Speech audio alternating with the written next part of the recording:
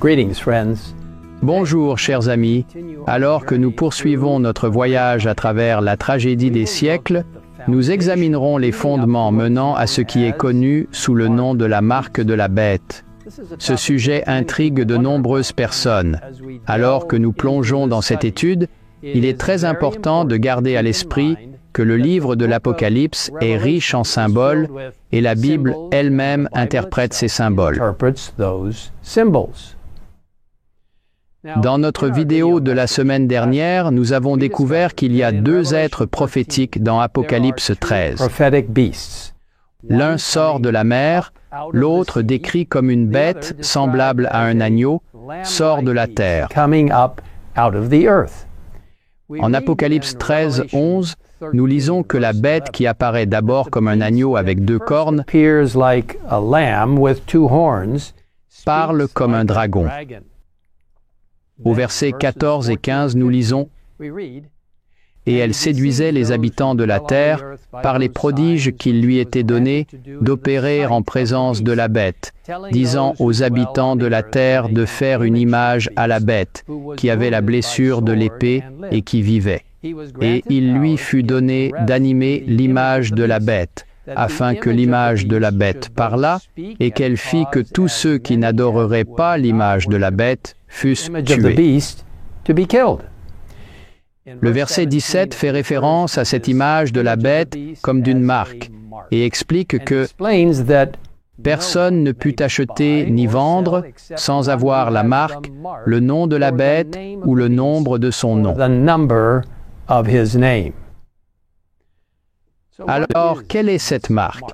Est-ce une marque littérale ou un symbole qui porte un sens plus profond? Explorons ce que nous comprenons de la Bible. Nous voyons en Apocalypse 13 que cette image est produite par la bête à deux cornes ou semblable à un agneau et que c'est une image à la bête. Elle est également appelée une image de la bête. Donc, pour comprendre ce qu'est cette image et comment elle sera formée, nous devons étudier les caractéristiques de la bête elle-même.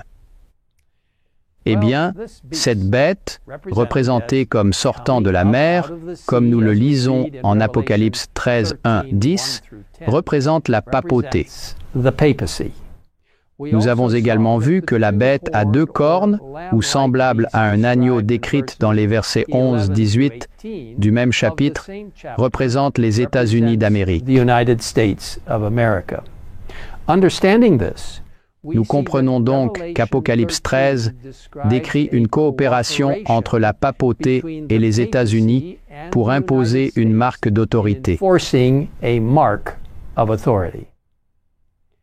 Dans notre étude de l'histoire de l'Église telle qu'elle est décrite dans la tragédie des siècles, nous avons vu que lorsque la primitive Église eut perdu l'esprit et la puissance de Dieu en abandonnant la simplicité de l'Évangile et en adoptant les rites et les coutumes des païens, elle voulut opprimer les consciences et rechercha pour cela l'appui de l'État.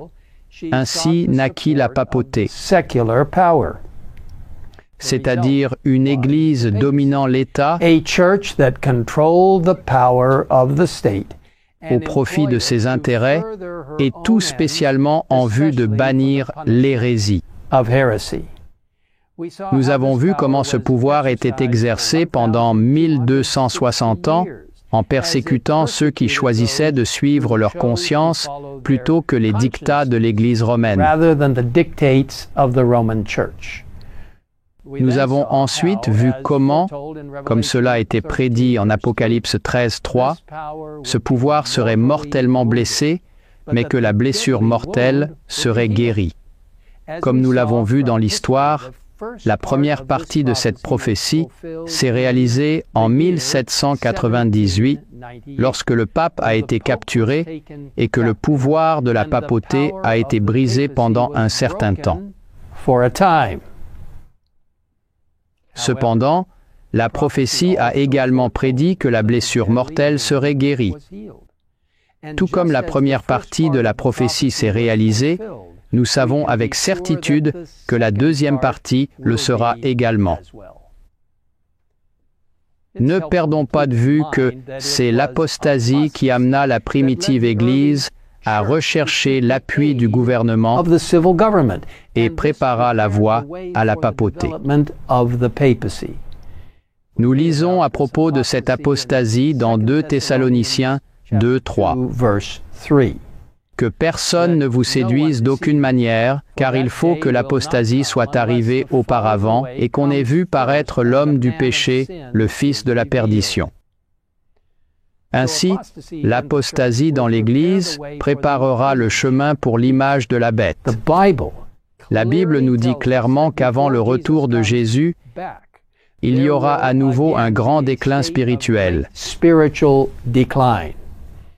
Dans 2 Timothée 3, 1, 5, il est dit « Sache que, dans les derniers jours, il y aura des temps difficiles, car les hommes seront égoïstes, amis de l'argent, fanfarons, hautains, blasphémateurs, rebelles à leurs parents, ingrats, irréligieux, insensibles, déloyaux, calomniateurs, intempérants, cruels, ennemis des gens de bien, traîtres, emportés, enflés d'orgueil, aimant le plaisir plus que Dieu, ayant l'apparence de la piété, mais reniant ce qui en fait la force. Éloigne-toi de ces hommes-là. » Mes amis, les problèmes se multiplient tout autour de nous. Alors que le monde continue sa spirale descendante, les dirigeants politiques et religieux chercheront des moyens d'apporter de l'ordre et de la stabilité dans ce chaos. C'est ce scénario qui exercera une forte pression, amenant tout le monde à s'unir pour le prétendu bien commun. C'est alors que nous verrons le retour de la bête dont la blessure mortelle est guérie et l'application de sa marque.